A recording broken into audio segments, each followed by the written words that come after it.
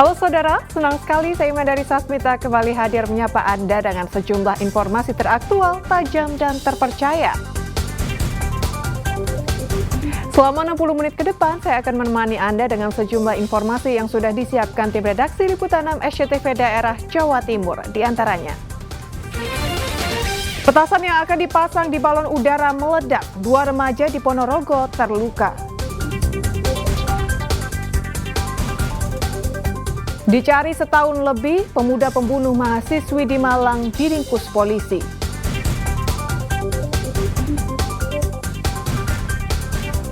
Nikmati sensasi menyantap kelezatan bakso Balungan di Kediri.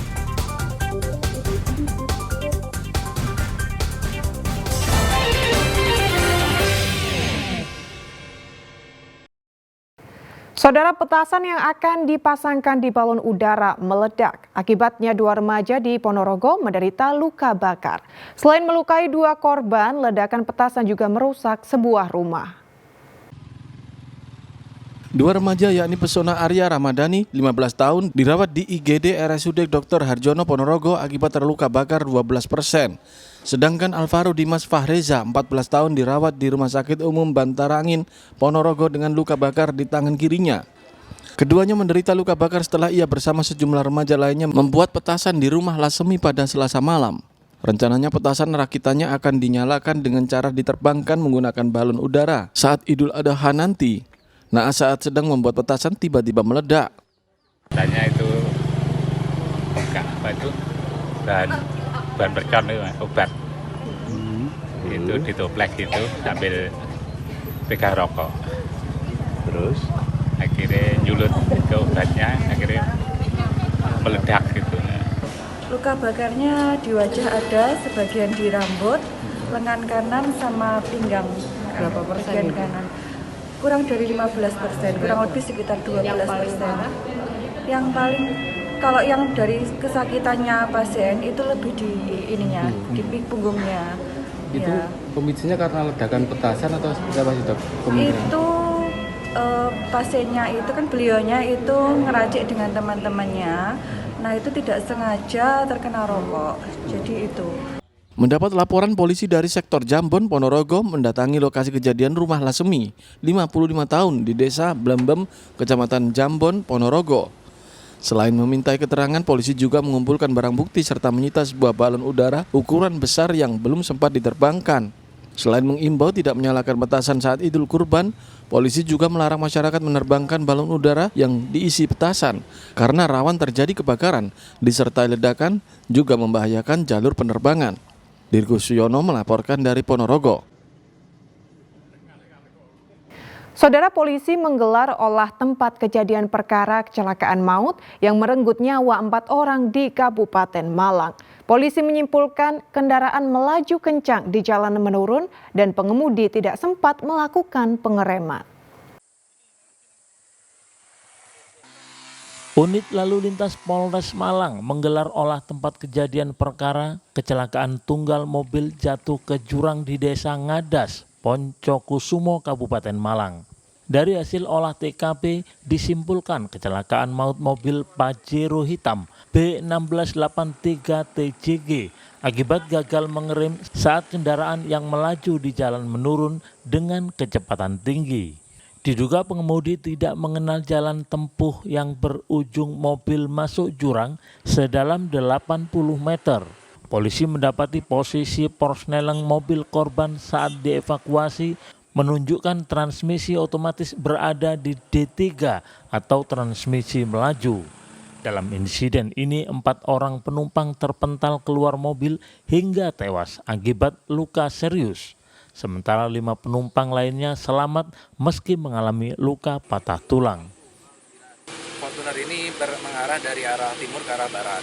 Sesampainya di tempat kejadian perkara terjadi benturan sisi kiri mobil tersebut dengan bukit, kemudian membentur ke kiri, akhirnya oleng ke kanan, bannya selip, kemudian menabrak pembatas jalan buatan. Dari hasil olah TKP ini, dari jejas pengereman dari arah timur ke arah barat, yang mana kondisi jalan menurun tajam, itu tidak terdapat jejas pengereman. Namun pada saat mendekati titik tabrak, ini terdapat jejas ban selip. Artinya mengindikasikan ini bisa diduga bahwa pengemudi mengemudikan kendaraan dari arah timur ke barat ini dengan kecepatan lumayan tinggi, itu sehingga pada saat menjelang terjadinya benturan dengan pembatas jalan ini tidak dapat menguasai kendaraan, kemudian tidak juga melakukan pengereman. Meski kemiringan tebing yang curam dan menyulitkan proses evakuasi, petugas akhirnya berhasil mengangkat kendaraan menggunakan alat berat. Saat ini 4 korban tewas telah dimakamkan di tempat asal masing-masing dan 5 korban luka lainnya masih menjalani perawatan di Rumah Sakit Tentara Supraun Kota Malang. Nur Ramadan melaporkan dari Malang. Saudara, 4 remaja nekat mengancam sejumlah pengguna jalan dengan senjata tajam di sebuah perempatan di Bangil, Kabupaten Pasuruan. Para pelaku akhirnya diringkus usai rekaman CCTV aksi mereka viral di media sosial. Aksi 4 remaja tanggung yang mengancam sejumlah pengguna jalan di perempatan Kancil Mas, Kelurahan Kersikan, Kecamatan Bangil, Pasuruan terekam CCTV Sabtu malam lalu. Keempat remaja itu terlihat mengendarai 2 motor yang masing-masing saling berboncengan. Mereka turun di tengah jalan lalu mengacung-acungkan senjata tajam sambil sesekali mengejar para pengendara motor.